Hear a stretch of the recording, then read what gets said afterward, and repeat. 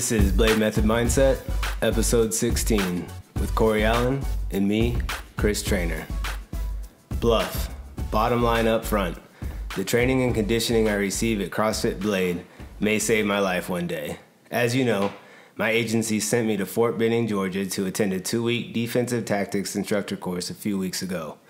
The class was covered numerous tactics to include compliant, non-compliant handcuffing, techniques, ground defense tactics, Brazilian Jiu-Jitsu based techniques, knife defense, baton strikes, and undercover officer agent rescue techniques, just to name a few. The class was physically and mentally demanding, and the main reason my office sent me was because they thought I was in the best physical shape and had the best chance of successfully completing the course. Out of the 19 students in my class, 18 of us successfully completed the course. During the second week of our training, we had an opportunity to apply all the techniques they taught us in a fight-for-your-life scenario-based exercise. They tried to simulate the physical and mental stress our bodies would experience in the real world by elevating our heart rate with sprints, burpees, strikes against a punching bag, and once our heart rate was at a certain level, because we wore monitors, they sent us into our scenario. The scenarios varied from attempting to arrest a compliant individual to a non-compliant individual, who took you to the ground where you had to fight your way out of the situation. After going through several of these scenarios, I realized how much better conditioned I am today compared to when I went through my initial academy 11 years ago. However, that is not the main point I want to get across in this mail. What I found more interesting was that I found myself to be more mentally prepared in each scenario because of my physical conditioning. As you know, our ability to make sound decisions, what level of force is appropriate, perform fine motor skills, applying handcuffs, and even communicate with either the subject you're trying to arrest or your partner becomes more difficult when your body is put through intense physical stress. We see this in the gym when we have the most difficult time doing simple math at the end of a WOD to figure out our score. I think the almost daily experience of putting my body through intense physical stress in a WOD has enabled me to become more comfortable with that stress, allowing me to think through a situation more effectively. I found myself going into each scenario mentally ready because I knew I could physically do more. I know this because of my training at CrossFit Blade. When I work out at Blade, and each of you and the other Blade coaches push me to hold on to that bar, fight for that extra rep, and push to the last second of a WOD, you are not only helping me improve my physical fitness, but my mental fitness. I will never forget the look on Chris's face at the end of one particular workout where I dropped the bar, to which Chris responded, and he told me I had enough time to squeeze out one more rep. I told Chris I didn't think I had time to get that last rep, to which Chris responded, I will always reward effort. I took those few words to heart and realized mindset is everything. Although that extra push in a WOD may just mean one more point in the score, in the law enforcement profession, that mindset could mean the difference between life and death for us or the subject we encounter. That extra push is what a warrior mindset is all about. That extra push is what allows us to stay in the fight when we think we have nothing left. I pray that I can complete my career without finding myself in a situation where I have to apply some of the techniques I learned in that 2-week course. But if I have to, I know I am better prepared because of my training at CrossFit Blade. I know we have several members at Blade in law enforcement, fire, military, and other first responder professions. Many of us do not like to draw attention to ourselves or advertise that we are in these professions for several reasons. That said, I just wanted you all to know that through your programming, coaching, training, and support, you are absolutely helping me do my job better by improving my chances to survive possible life and death situations that I ever find myself in. I cannot thank you all enough. Sincerely, Gilly! What's up? My main man, Gil. So that was a letter that Gil wrote, Claire, Tara, and myself last year, summer of last year, and it was a testimonial that he wanted to share, and it took him a while to write.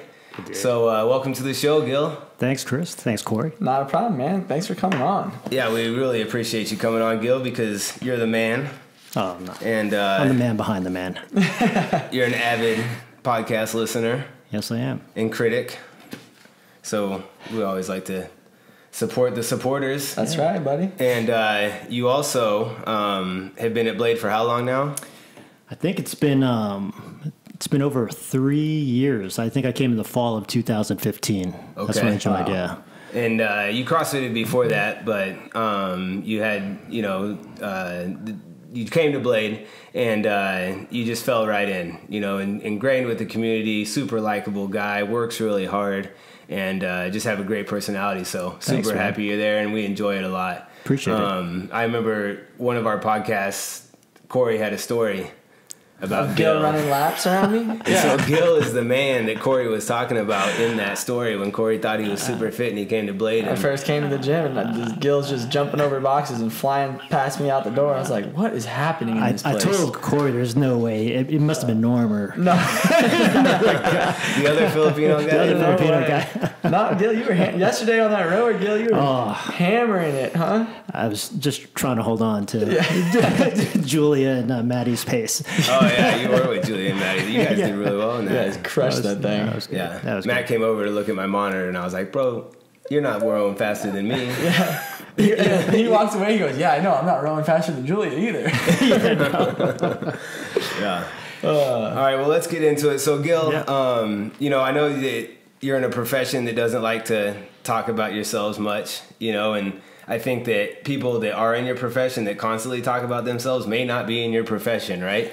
So it's totally up to you how much you want to disclose on that and what you do, but just kind of fill us in on who Gil is, where you grew up, wife, kids. Yeah. No, I mean, I'll get into the work. And I mean, first thing I thought of is kind of like what Breland was saying a couple episodes again. He was just doing his job. And I think for most people who do serve in some capacity, be it a first responder or military, they're just doing their jobs, right? So they're not looking for that. But we'll go back talking about myself, my background. Originally from New York, born and raised. What part? Queens, New York. Oh, wow. Yeah. Queens? So born in Manhattan, lived there for a few years, and we moved out to Queens, where my parents still live, still have the house I grew up in. It's right down the street from where St. John's University is in Fresh Meadows, small town called Fresh Meadows. Grew up there, went to high school there, went to college in upstate New York, Cornell University. Met my wife up there. She was next school over, so in Ithaca. Went there, graduated, was ROTC there as well, but I actually was a civilian first before I went into the military. I was a consultant for a few years, working out of New York. Consultant. I worked for one of the big four, big five at the time, accounting firms. So I did management consulting with them. Out of college. Right out of college, yeah. I was recruited right out of there, did that for a bit, left them, this was in the late 90s where a lot of people are jumping ship, going to a .com or what have you. So I went to not so much a startup, but a smaller consulting firm, did that for a bit. And this was around, 2000. I got out of the civilian world June of 2001 and got commissioned, joined the military, went into the Air Force in around June of 2001, right before September 11th. Wow. I kind of rode that .com boom for a bit, technology-wise, and then went into the military. Said, I'll do 4 years, get out, get a MBA, and go into, somewhere in the private sector. But, of course, a couple of months after commissioning, September 11th hits. And so I was in active duty at the time, so it's not what I expected for the next 4 or 5 years, and actually until now in the Guard. Right. Let's see, I did 5 years active duty, stationed down in McGuire first, aircraft maintenance officer, working with the C-141s at the time, KC-10s. I was there for about 3 years. C-141 is a helicopter? That is it's a heavy aircraft. It's a fixed wing. You don't see, they're all retired now. Actually, you can go see them down in the boneyard in Davis Month and the jets down there, but it's a cargo aircraft. Okay. KC-10s are going to be your cargo refueling aircraft. And those are the jets that I have now at the Guard, the KC-135s, much older aircraft. So I did that for 3 years, then transferred to my next base. They put me into acquisitions, which I did not like at all. I didn't like from working on a flight line with the guys to being stuck in an office and space. Working on acquiring some future aircraft that we probably will never see. And actually, we ended up not seeing that project got scrapped. So when I wanted to get out of the military, I said, well, let me think about what I want to do now, going back into the public sector. And I said, well, I've always had an interest in law enforcement, and let me apply to different law enforcement agencies. And there was a guy at my church who was a former Marine, and he was a Secret Service agent at the time. And he's like, well, let me kind of help you out and give you some ideas. So he said, here you go. Here's the application process to different agencies. Apply to as many as you're willing to work for, and go from there. So it's a long process. Did that. It took about a year and a half. Got in, and with that got assigned down here to Phoenix, Arizona. I had no idea where Phoenix, Arizona was, being a Northeast guy. Yeah, I was going to say, you've never been anywhere inside. 2,000 plus miles away. Came out here. At the time, I had just my 2 daughters. They were 3 and 1.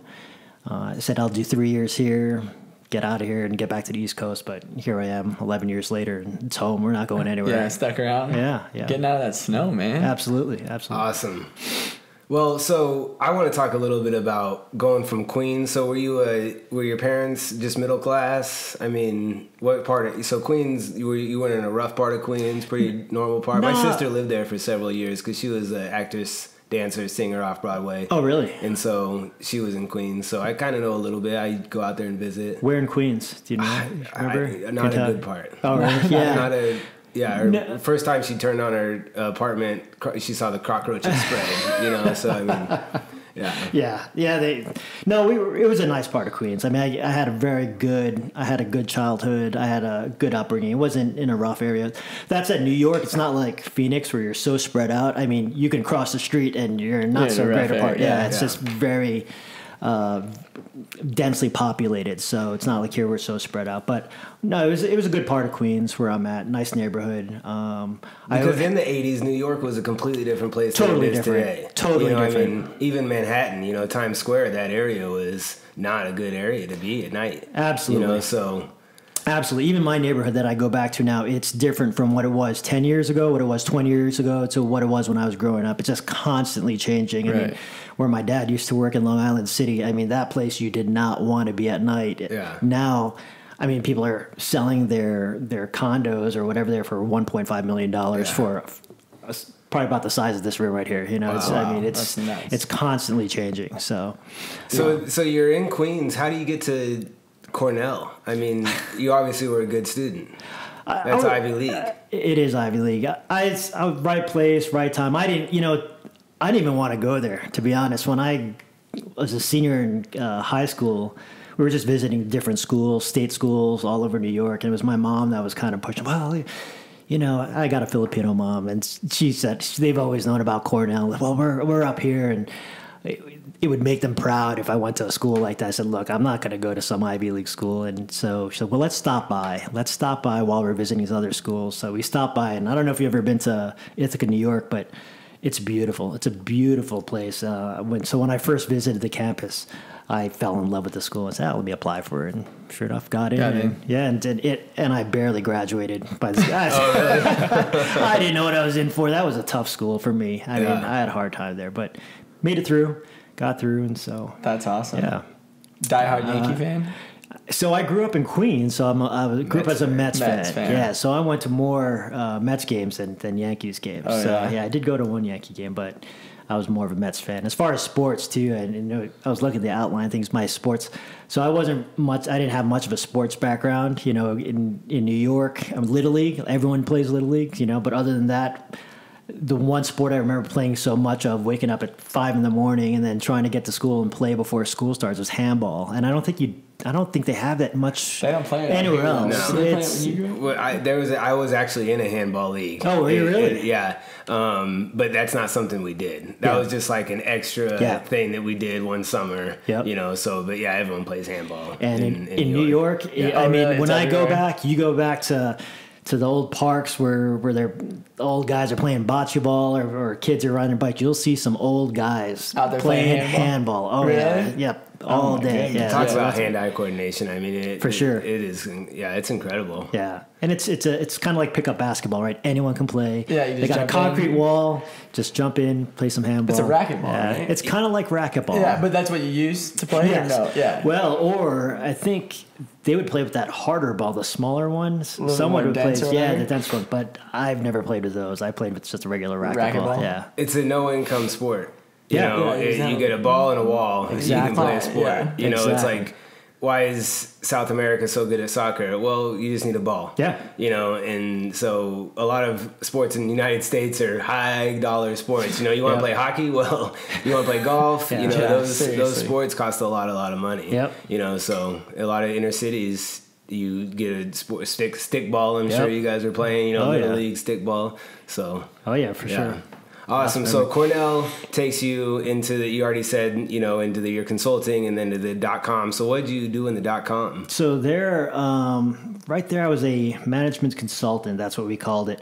I worked on ERP software at the time. The software I worked with was SAP. So I did a lot of the back end customization for Fortune 100, for Fortune 500 companies. So I was mainly with the publishing industry. So a lot of travel. So I remember doing a lot of flights back and forth to Baltimore. A lot of travel into different parts of Long Island and whatnot. Just boring. Nothing that's going to excite anyone on this podcast, but it's just a lot of travel and computer work and stuck behind a desk doing. Are you working out at all? Do you have a fitness regimen? Well, that's interesting. That kind of is a good segue to my whole fitness thing. So you were asking my background in sports. Soaking wet when I graduated college. I was about $135, soaking wet. I mean, and now you're 155. So. about 165. 165. Yeah. But I mean, I was a scrawny kid. I was really thin. I mean, with ROTC and whatnot, you know, you run and everything, but I just wasn't a big guy. Mm-hmm. And so with this consulting gig, when you're traveling, I mean, I'd fly out Monday morning, come back Friday afternoon. I'd be living out of a suitcase. I said, well, I got time. And so that's when I said, let me start lifting weights. And, you know, you talked about supplements last time. I said, well, let me play around with different things. I was taking protein and creatine. I didn't know what I was doing. 3 sets of 10 here and there, chest and tris, back and bis, and what have you. But it was working. I was gaining weight. I mean, next thing you know, I'm getting 10, 15 pounds. I'm getting stronger. And kind of was a late bloomer there, and so did that for years, just lifting weights on my own or with some friends. Used to work, so I live in Anthem, and I used to work out with my buddy at the community center there, and we just do the same thing over and over again. And after a while, we just kind of got bored and saw these guys in the corner.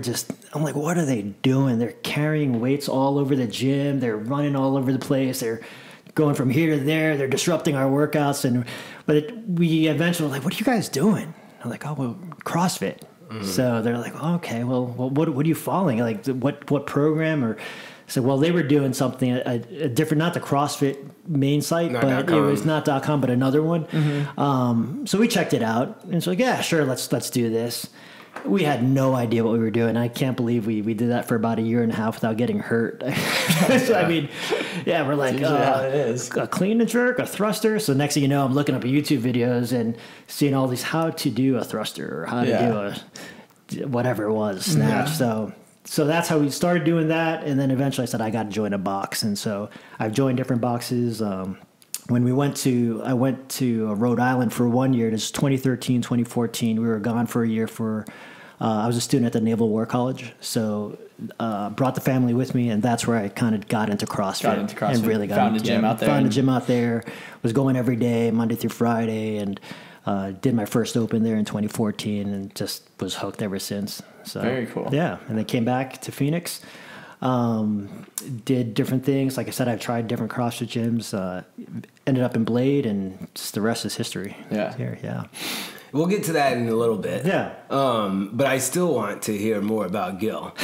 I want to hear about why you decided to go into the military. Yeah, I just gonna ask that. You know, obviously you're an Ivy League graduate. You know, you've got a good job, a great job, and you decided to go into the military. Sure. What before 9/11, so it wasn't, you know, it's something, Corey. That was a double. That was a triple pop. All right, Gil's popping now. My fingers slipped. All right. All the LaCroix are open. That's right. Yeah. You hear that, LaCroix? Trying to get those sponsorship dollars. Or just a free case. Yeah. So you joined the military. What is that about? You know, I mean, so you take a huge pay cut. You now are not a civilian. you have a family. Like, what's the mindset? Yeah, that's actually, I'm glad you brought that up. So you're right. It was a big pay cut going into the military or whenever I've kind of changed jobs. But I think as a consultant, especially for where I was working, the money was good. But I think there was something there. Like I said, when I was at Cornell, I was ROTC, but I did not finish it. So I did a few years, almost finished. And so I went into the civilian world first. But I think there was something lacking when I was working as a consultant where I was just thinking, where is this going to take me 5 years from now, 10 years from now, career-wise? And I think inside there was still that kind of burning desire to do more. And it wasn't, I said, it's not about so much money, but I want something a little bit more fulfilling. That's just me personally, and I want to give back. I knew I wanted to serve in some capacity, and there was something about that military environment, even at the ROTC level, or from stories that I've heard from friends and family members that were in the military, that I said, I want to be part of that. I want something bigger. So I kind of took that leap of faith and said, you know what, let me go ahead and look towards those opportunities again. And that was a long process as well. But when it was there, I jumped on it. So you looked at different branches, Army, Navy, Air Force. Yep. I was saying, okay, where can I go? I did decide. I said, well, I'd like to get commissioned, become an officer. I had the degree already. So I was,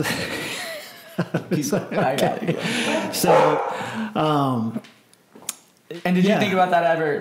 So out of high school, was that something you were thinking of? Oh yeah. Or straight away it was, I want to go to college first? I think just like every young kid, male or female, I had that Marine poster, in my room, and, I had all the brochures, and I did have friends in high school at the time whose parents were in the military, and so they'd kind of push me in that direction, say, oh, well, here, why don't you apply for this scholarship, or try this out.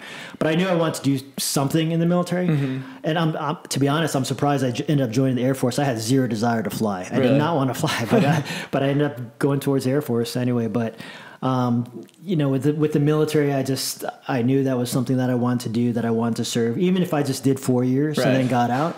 And that was the plan, just get some experience. I said, let's see where it takes me. And so, like Chris said, it was, I kind of left the private sector, went into the military. And I remember my girlfriend at that time, I said, well, if I can get into the military, I'm going to propose.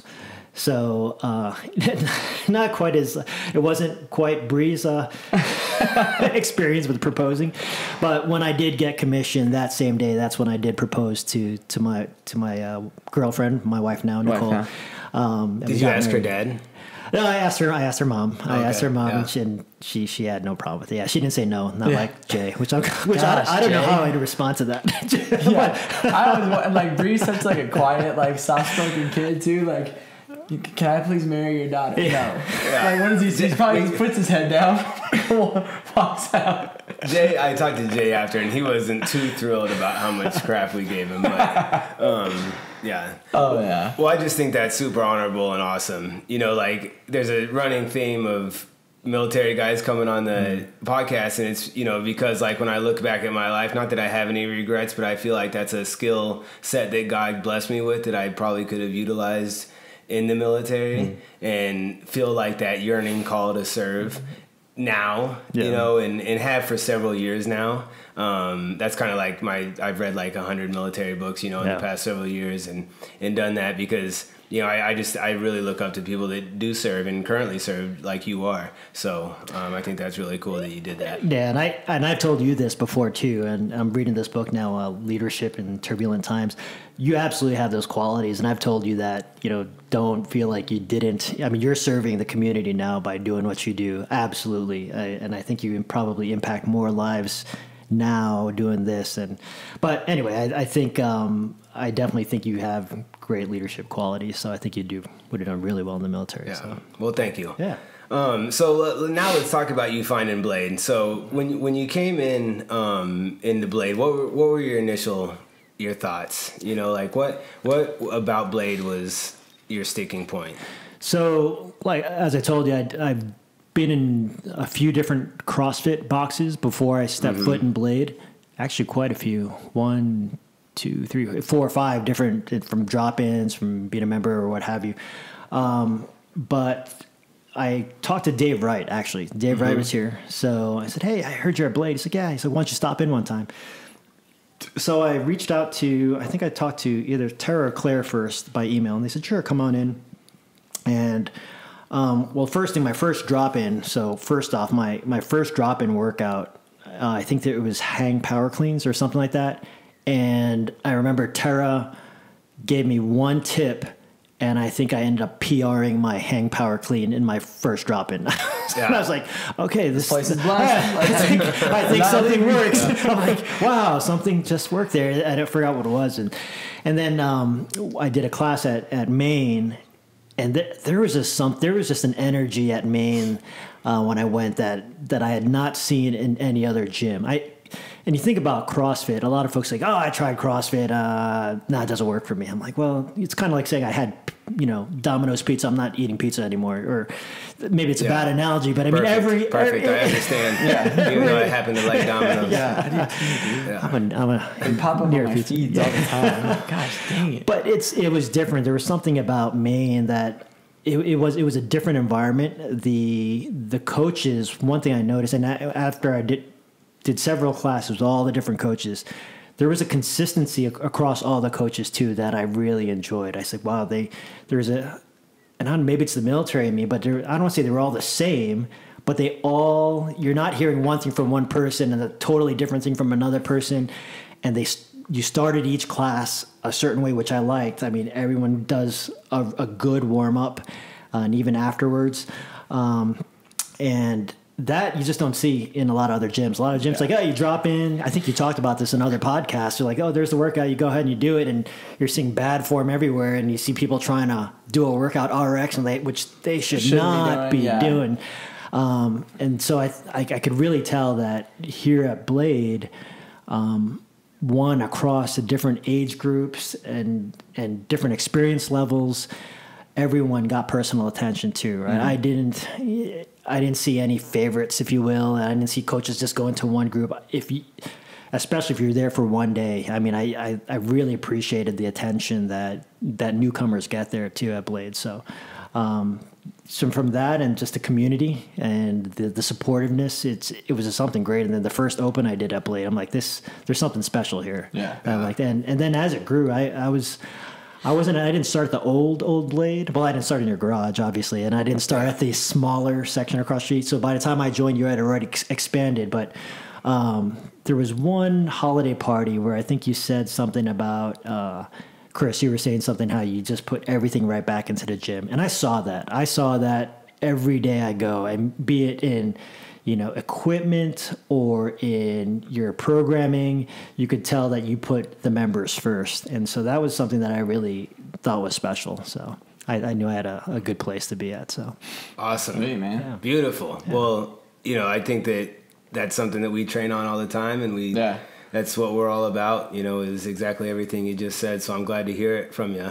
That means everyone's doing a great job. And, we got a new coach in Gerald, who I know is, like, you and Norm really like Gerald because he's Filipino. I know. I was like, Gerald posts on his Instagram story. He's at like Norm's family barbecues. I'm like, you've been here for 6 days. Like, how did you get an invite to the family barbecue? He's like sitting there eating bomb Filipino food. I'm like, whoa, where's all this coming from? And I told that to Mark. I told that to Norm, Gerald. I said, I've never seen so many Filipinos in Phoenix till I joined Blade. I'm like, I know, the little squad.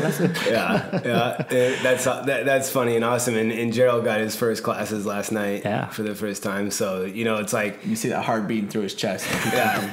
Because it is a 24 person class or something at 5:30 p.m. Corey and I were there for him. But like, Gerald is just starting out. He's had some previous coaching experience, but he's gone through his internship. He's shadowed. He's now had assistant coaching, and now he gets his class, and it's a big deal. We talked about it in our team meeting, and he's super excited about it. But I was thinking about this today, as a matter of fact, when I was driving back here, is I can't wait to see Gerald in 2 years.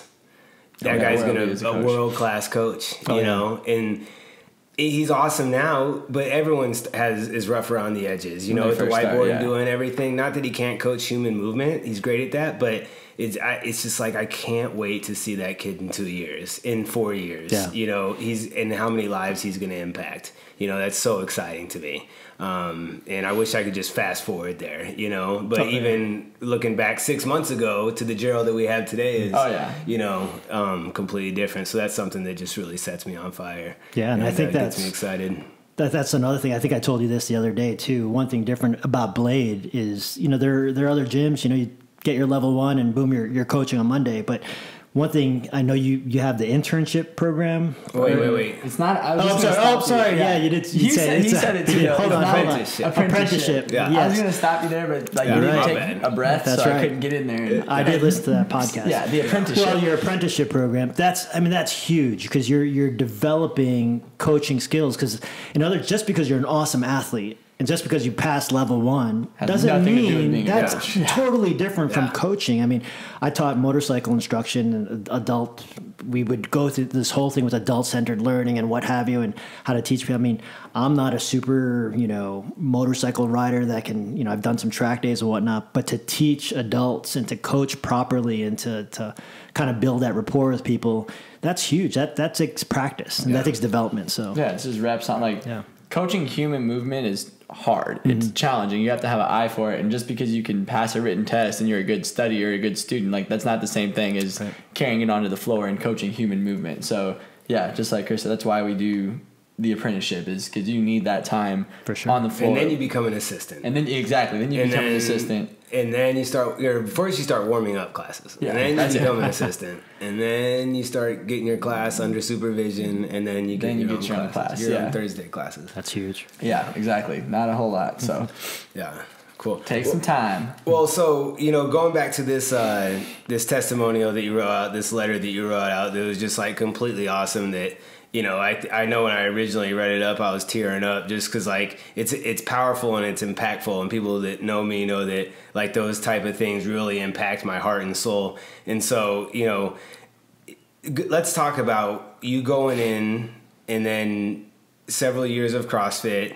But now to go into this hardcore training for 2 weeks after now you consider yourself the most fit you've ever been in your life, and there's 18 or 19 other people there.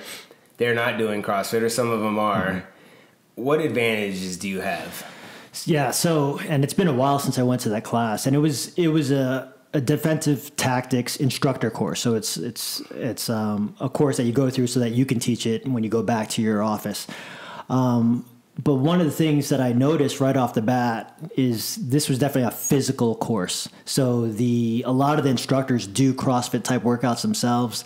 They have a gym there that they use, that they have the bumper plates, and they're doing those type of workouts. But I think they really were pushing this whole mindset thing, be it a warrior mindset or what have you. But they really want to simulate.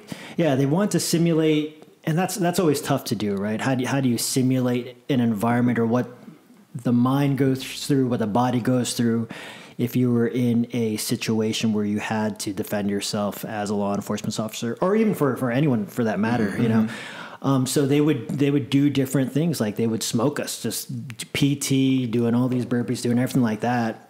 So going in, I mean, when we would do it, and guys are I'm like, oh, that's a good warm up. Let's go. And I noticed one. Again, we'd done a similar training when I first came on board about 11 years ago, but this time, I found myself a lot more mobile. That was huge. I was not going to get hurt. My mobility was so much more improved. And really, going through all of that, when you do the workouts that we do every day, I mean, it could be a 15, 20, even a 30-minute workout, but you're constantly pushing your body to that point of where you think total exhaustion. Yeah. And as you do that, you know where your limit is, right? I remember you made a comment last week, Chris, that made me laugh. And you're like, yeah, you could do this, you know. It was about the handstand walks, and you were talking about, well, you know, you can give it. You're probably not going to die. You're right. You won't. But we push ourselves to the point where you're on the floor, just breathing hard. But the more you do these workouts, you realize where your limit is as you approach it. And if you don't approach that limit on a daily basis or on a regular basis, as soon as you start sweating and kind of breathing hard, you're like, oh my gosh, I don't know if I can keep going. But if you're used to doing that every day, at least in a training environment, you're like, okay, I know I can do more. I know I could do more. I know if I kind of take a breath here, I can kind of regain my composure and get back into it. So comfortable being in an uncomfortable environment. Embracing the suck, as someone would say. So yeah, absolutely. So in this training, like I talked about when you had that fight for your life situation, it was just a scenario where they're really evaluating our ability to basically show and demonstrate what they taught us. But they'll have us in a room and they'll have us doing everything to get our heart rates up. And then you go into a room and the role player, if you will be in their red man suit. The red man suit is a padded suit with all these pads so they can take punches and they can be totally compliant. It's great. And then some, they're like, all right, you go in, they're like, get on your back. Okay. And the guy's in your mouth and next thing you know, he has a knife. They're like, all right, go. Yeah. And the next thing you know, you're fighting a guy from his knife and you have to practice the different techniques or what have you. And they're getting you working. So you get the guy down and you practice the different, and that's part of the process, right? Is can you think now, at least in a training environment, the things they taught you, do you have the wherewithal to kind of revert to your training, to use those techniques that they taught you, and then act the way you're supposed to? I mean, and there are some folks that you can fail. I mean, there are points, like I said, you need to know when you can say, okay, I have control of this situation. Now I can de-escalate. Because there's some that just keep going. It's like, whoa, you can't keep hitting the guy with a baton because he's down now and what have you. So, but those are the type of things that, with working out constantly with CrossFit, you realize that you can take a second, you can process what's going on, and you're not going to lose it. You know that you're nowhere near where your limit is. Because you're comfortable in that uncomfortable state. So, exposure therapy. Yeah. So, I know that if you fail that training, you're not going to lose your job, right? Right. Because you're a smart guy. You're a brain. You're the brains, right? So I'm gonna say Gil works for Homeland Security, and we don't need to get into everything that you do because I know it's private. But you're in a job where your brain is probably more valuable than your brawn, right? For what I do now, yeah. Because I'm not getting hands. I spend most of my time now in the office working on different investigations. I'm not out there, putting hands on every day like a lot of the guys that are. But a lot of guys are. And that's this is the point that I'm getting to, is that tons of guys are. Thousands and thousands of guys, whether they're Army infantry or they're on the doorbusters in the agencies, FBI or what Norm does. And they need this, so that's kind of where, when this podcast gets out there and people listen to this, that you need to train so that anything that you experience in life is easy. Yes. And so if you're training every day to mitigate any risk that you could face, obviously a gun is a gun and a knife is a knife, but if you know the techniques, jiu-jitsu, you know how to handle it, then the physical is not going to be an issue whatsoever.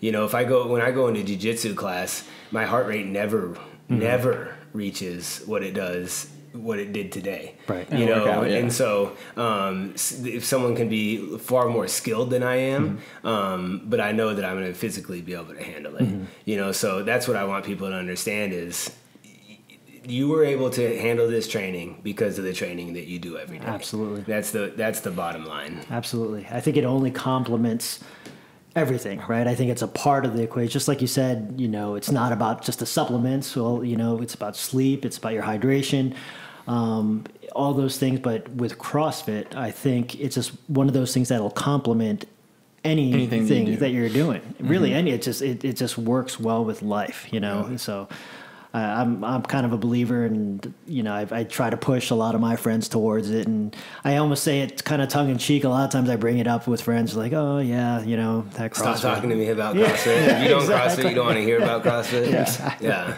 Yeah. Well, we have some of our fittest members sit behind a desk all day. Ashley August, who split jerk. She's 130 pounds, split jerk 225 yesterday. Excel sheets all day. Yeah. You know, she's got this extreme level of fitness that she's never going to use in her day-to-day office work. Chasing her dog around. But if people saw her on the street, they'd see this unassuming girl, you know, and little do they know that she's one of the fittest human beings in this city. You know, and so you never know. You never know who you're looking at. And so just to have that training in your back pocket is super valuable. Definitely. And now I kind of want to segue into some intermittent fasting. Oh, yeah. And get into kind of our work together with that. And do you mind talking about kind of your medical stuff with that? No, not at all. IMFing? Isn't that what it is? Isn't that what you call it? IFing. Well, I remember you said to Amy, you're an IFer. And that's what it was. What'd you call her? Yeah, I was like, whoa. I don't know if that was allowed to be said. Yeah, so Gil has... You know, he's what, 8% body fat, maybe? Maybe. You know, super ripped up. Corey and I always goof with Gil. He needs to take his shirt off way more.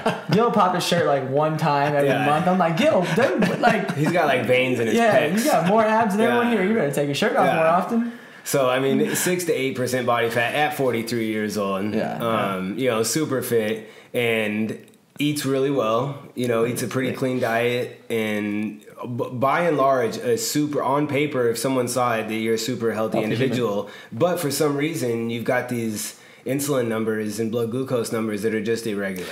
Yeah, so that's like you said. I never really looked at my diet. I mean, like I told you, when I was younger, I was trying to gain weight, so that was more the issue. I was a scrawny kid trying to put on some muscle.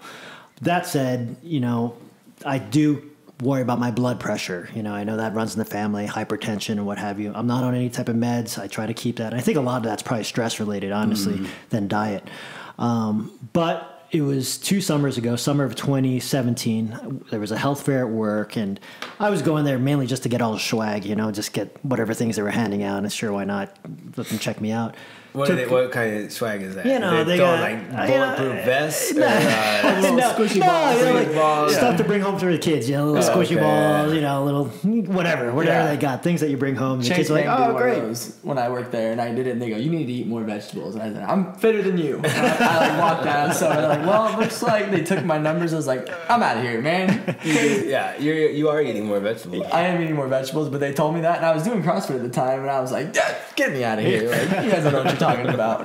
Well, that's exactly what it was. I'm like, okay, I'll go. Yeah. So I went and I got all the swag, and I'm like, yeah, do you want us to check my sugar? I check my blood pressure, and held on to my thing. They did the body fat, and I'm like, okay, you want us to do your A1C? I didn't even know what that was, or your blood glucose. I'm like, sure. They pricked my finger.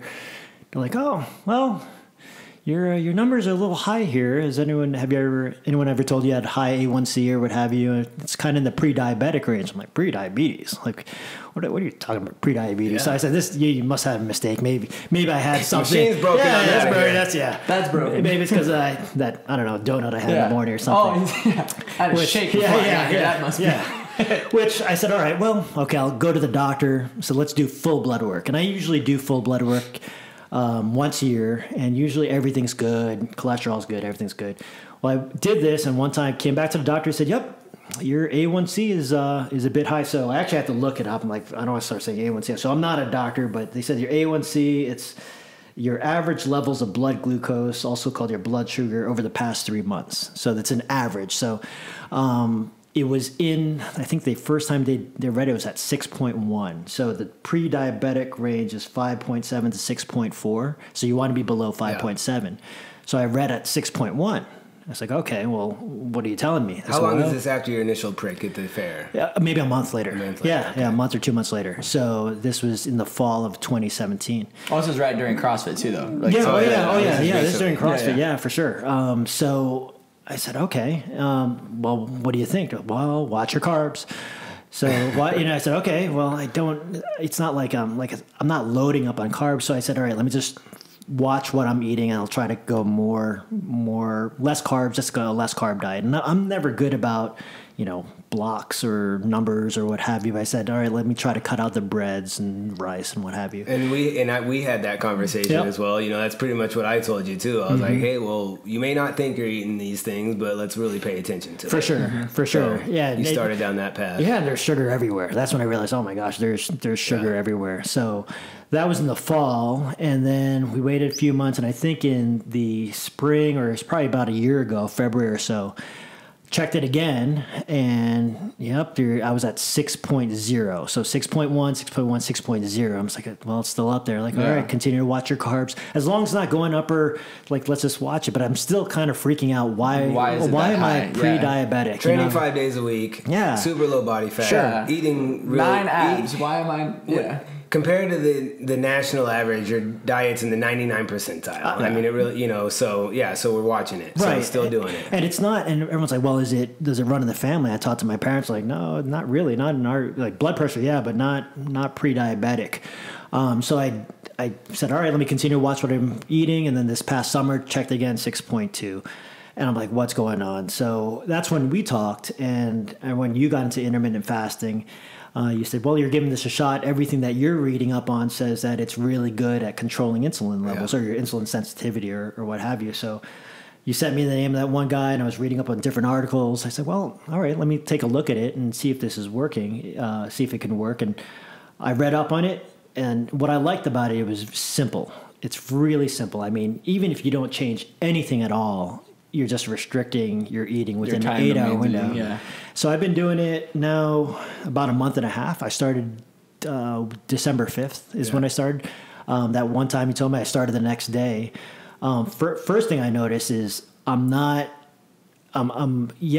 forcing myself to eat within that 8-hour window and eat clean. Mm-hmm. And I'm cutting out the bad stuff, right? Whereas if it's closer to bed, where I would have had maybe that beer or that dessert or something like that later on at night, I'm not doing that. Mm-hmm. And in the morning too, I'm still preparing my breakfast. I'm just putting it in a Pyrex and bringing it to work. And then when the clock hits and I follow my Zero app and it's time to go, that's what I'll eat.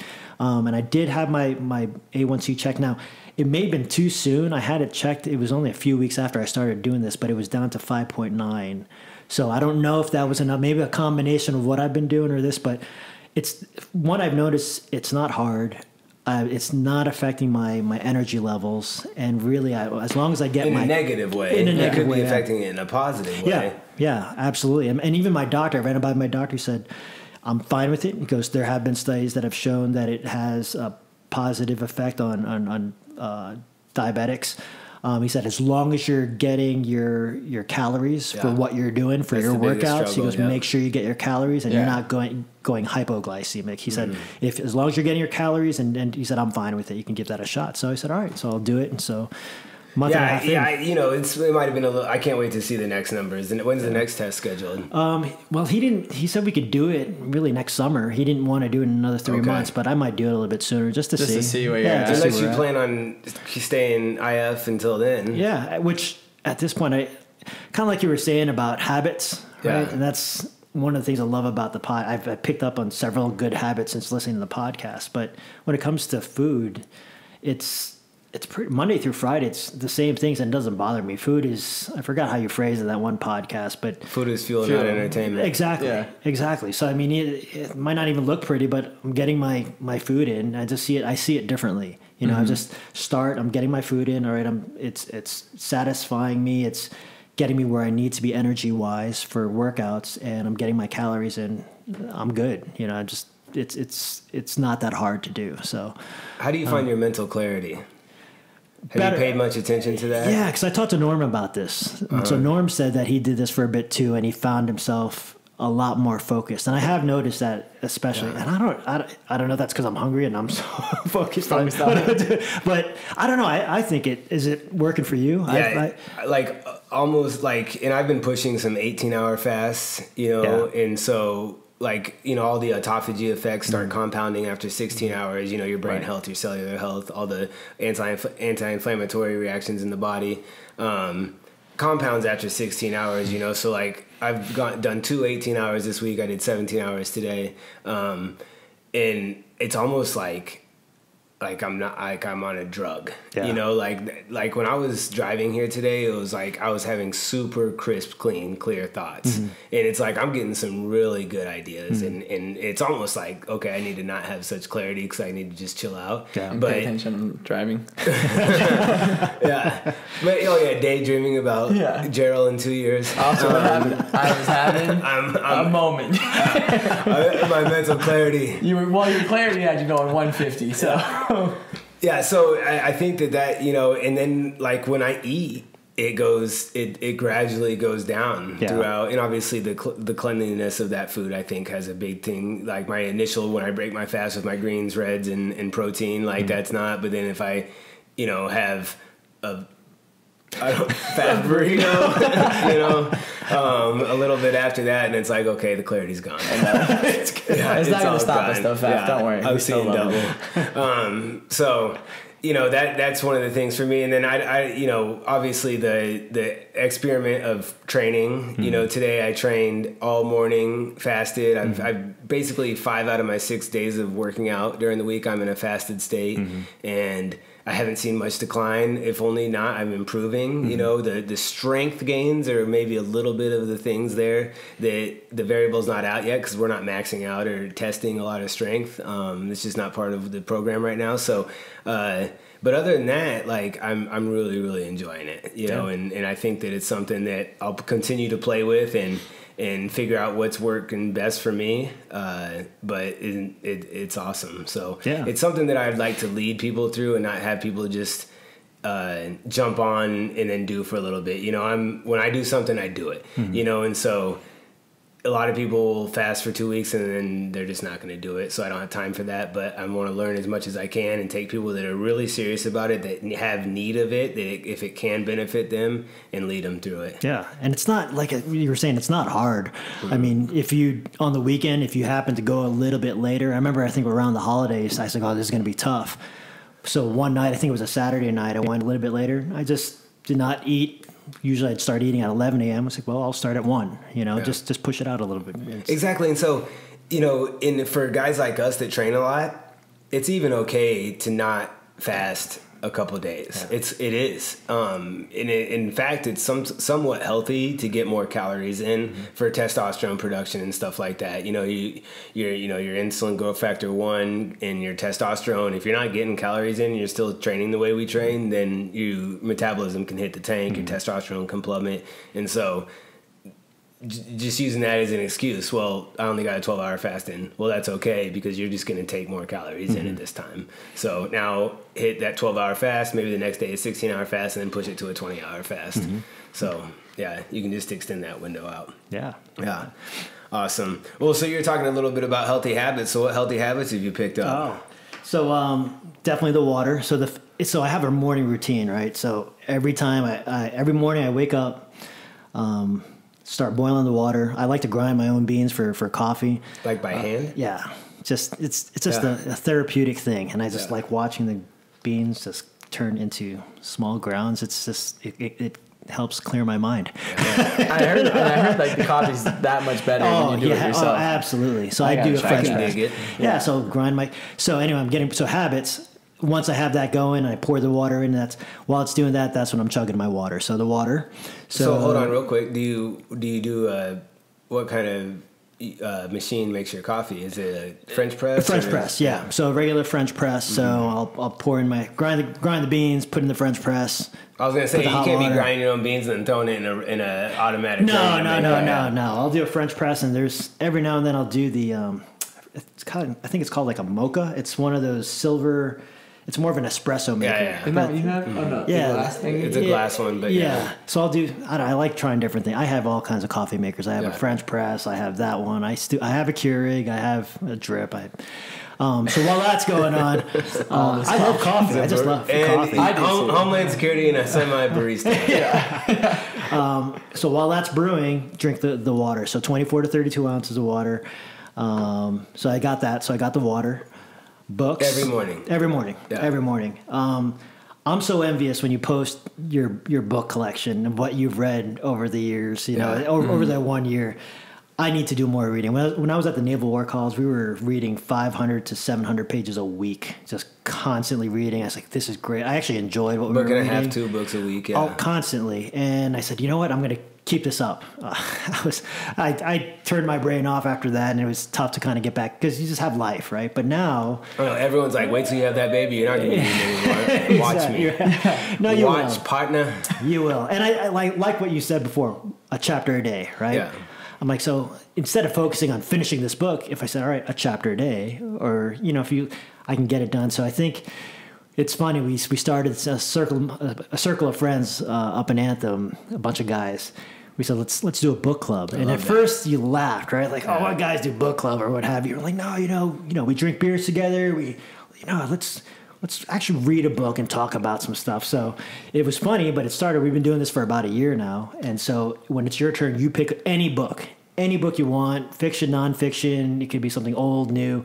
And we've had some crazy books out there, but the past few books that we read, generated good discussions. And it's just good for the mind too. Get a bunch of guys together. We'll talk and then have a drink afterwards or what have you. So awesome. Good. Yeah. The chicks drink wine. They drink beer. Exactly. Yeah. My mom's in a book club. She has been for it's really just a women's wine drinking thing. Maybe they talk about it. I know Amy always talks about their book clubs. And every time she posts, they're just drinking a lot. Yeah. So throw us a couple books most impactful over the ones you've. So the one we're it's redoing always really now, hard to think of the books when you read a lot of books Yeah. and people ask you for recommendations. It's like, because you're just churning through. It's not like you're reading one book a year. That's why I said, let me write these down because he's going to ask me that. So, the one we're in right now is leadership in turbulent times. So it's going over the lives of Lincoln, the Roosevelts, and Lyndon B. Johnson. That one's saw good. that. Just started that. That's a fairly new release. Yeah. I saw that at the bookstore. Yeah, so far it's a good read.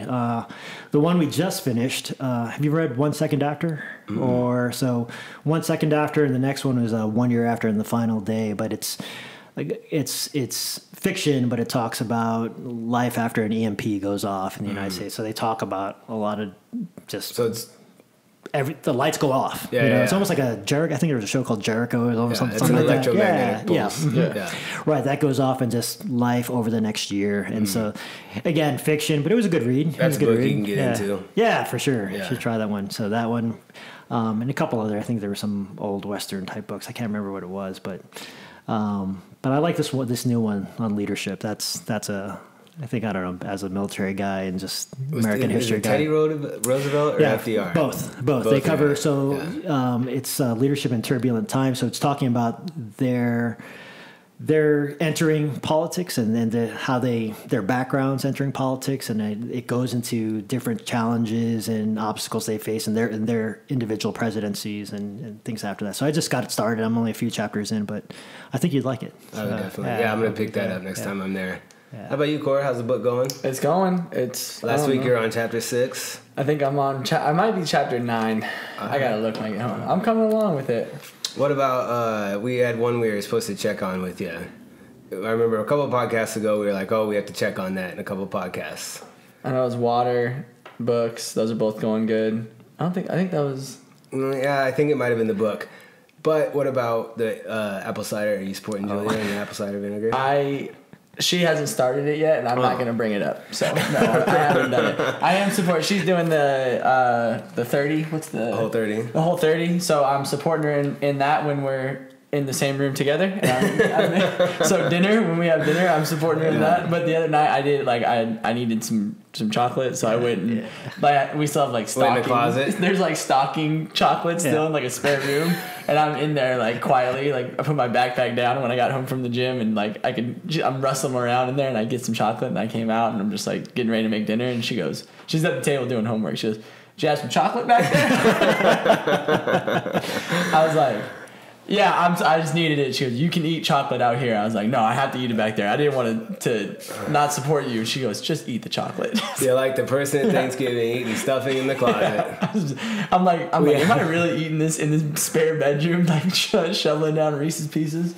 Well, I've got a new habit. Oh yeah, what's that? I've been doing. I've gone 2 weeks. I haven't had a warm shower. Really? Mm-hmm. I'm just getting straight in the cold shower. Okay, so it didn't. let me rephrase. Did it start warm, then go cold? So it started out like we were in one of our owners' meetings, and Tara was reading this book or listened to it. It was Habits of the Titans. Oh, yeah, she's telling me about that. Because she's doing it too, I think. She's not doing this, I don't think. But I don't think she's doing the cold shower. Oh, she hasn't told me about it. But it was just one of the things, habits of super, powerful, successful people or whatever. However you want to phrase that. I mean, I don't, But it was taking the cold showers. And so that was something I used to do in my mid-20s, like 24, 25, when I was rocking like 24-hour days, or 24 clients a day, on the half hour, just doing it, I'd take a cold shower in the morning to get up and get to work, and I loved it. And I just got away from that, but I was like, man, I used to do that. And so it started where I'd get in the hot tub, and I'd get hot, and then I'd get in a warm shower and do all the stuff that you do in the shower, and then I'd finish with it cold and do that for like 2 minutes and do some breathing. I was like, man, I'm wasting a lot of water. Do some breathing techniques. Yeah. And so I was like, man, my mom would not be happy about this right now, because my mom's a biologist and an ecologist, and she spent her life like preserving water and making sure water is okay. That's what she did. Son's sitting in there, elongating a shower just for the purpose of getting cold water. Especially in Phoenix, we shouldn't be wasting water. And so now it's cold shower right away, and you wash and do everything you need, and then I dedicate about 1 to 2 minutes, depending on the day and how tired I am or whatever, to breathing in there, so that I'm not doing the entire hot and then cold. Plus, it's just harder to get straight into the cold shower. I mentioned briefly that, exposure therapy, like my entire life, I pretty much realized that I'm scared of a lot of things. And the only reason not to get not scared is to make yourself do them. And that's the same thing if you didn't want to snatch the barbell this morning at a certain weight, but you're capable of it, but you just didn't want to feel that. Well, guess what? The only way to be proud of yourself in life is to have something that you don't want to do and do it. Yeah. That's it. Comfort is the killer. When you're comfortable all the time and you're constantly seeking comfort, you're never going to be happy. You have got to find things that you're not good at, that scare you, that straight up scare you, face them, overcome them, and that's where you find joy. And that's how I find joy in my life, is to constantly seek these things out that I know are uncomfortable, that I might not want to do, conquer it, joy, And so I didn't want to really go off on that tangent, but so the cold shower thing. Yeah. So it's no go now, because July hits, you can't get cold water. Yeah. Or June, in Phoenix. It's so warm shower. Yeah, and so you could have a cold plunge or whatever outside. We don't have a pool, so I figured I could leave my hot tub filled up when the heat's off, but even that's going to get lukewarm. Have you seen Josh Bridges and what Josh and Rich have been doing? I haven't seen Rich, but I watched that first episode of Josh. He just has like a. But I was doing this before I watched that. Really? Yeah. He just has like an ice, like where you would keep, an ice freezer, fridge. Like meat, and he just fills it up with water and then unplugs it and gets in it. And he's like, I don't know if it's really safe. He's like, but there's no electricity going to it, so I think it's fine. But you feel great. Yeah, and he said basically the same thing. He's like, there's only like one thing that I really hate in life, and it's cold water. And he's like, I absolutely hate cold water. He's like, so every morning I get up and I sit in this tub and just sit in my own thoughts, and then I feel better after when I get out. Do you know that water isn't cold? Water in rain can't be cold. I was listening to a Jocko podcast, and he was the old Viking saying that a young Viking comes up to the warrior Viking and says, the rain is cold. And the Viking says, how can the rain be cold? The rain isn't cold. The rain can't be cold. It's just you're cold. Yeah. When the rain hits you. It's all mind. So yeah, it's cold, but so what? So maybe we should get a freezer and fill it up with water. Dude, we should. That old one we had in Maine. Who do we give that Benji. to? Ben, we're getting it back, dude. Tell him we need it back. Imagine if we would have had that. We could have filled that thing with water and just had it at the gym all the time. It's something you got to get in the habit of doing. So it's like, I know I'm going to take a shower every day, and every shower I take is going to be cold. You know, like we might not be able to get in the cold plunge because we got to get to coaching or whatever. The training session lasts long. Like there's a lot of reasons not to get in the cold plunge. You can make a lot of excuses, but if you know you're taking that shower and you've already said to yourself that shower is going to be cold, there's no outs. You either turn it hot or you turn it cold, and you turn it hot, you've lost. There's so many reasons not to get in that cold plunge at the gym. There's no reason not to get in that cold shower unless you just accepted that you're no longer going to be strong. So, yeah. There's your tip from your trainer tip for the day. Yeah, and I don't think that everyone needs to take a cold shower, but it's just something that I found that is added to my little time here on this beautiful planet. There you go. All right, Gil, you got anything else you want to say, my man? No, I appreciate it. Thanks for having me on. Yeah, it was a blast, man. Thanks for coming on. Yeah. And I appreciate that you continue to serve Air National Guard. Yeah. And your other job that I've already mentioned twice, so I'm not going to mention it again. And we appreciate you, my man. Yeah, thanks. I appreciate it. All right, guys. We'll see you next time. You can find us on SoundCloud if you're not an Appler. You can find us on iTunes if you are an Appler, and watch us on YouTube. Please subscribe to YouTube, subscribe to SoundCloud, and subscribe to iTunes. If you could, hit us a review, hit us a like on YouTube so that more people can possibly see and listen to us. Appreciate you guys. Thanks. Have a good one. See you.